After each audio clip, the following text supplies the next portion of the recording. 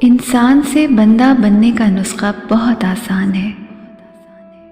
बस करना कुछ ऐसे है कि जो मिल जाए उस पर शुक्र कर लो, जो छिन जाए उस पर अफसोस ना करो, जो मांग ले उसे दे दो, जो भूल जाए उसे भूल जाओ।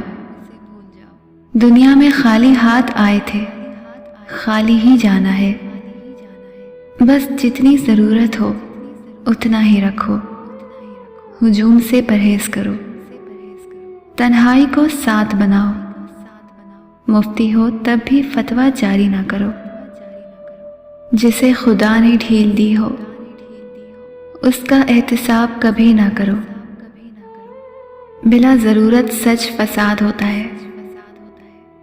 कोई पूछे तो सच बोलो वरना चुप रहो।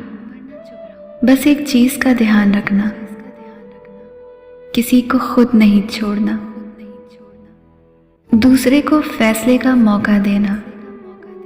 जो जा रहा हो उसे जाने दो, लेकिन अगर कोई वापस आए तो उसके लिए दरवाजे खुले रखो। ये अल्लाह की सुन्नत है।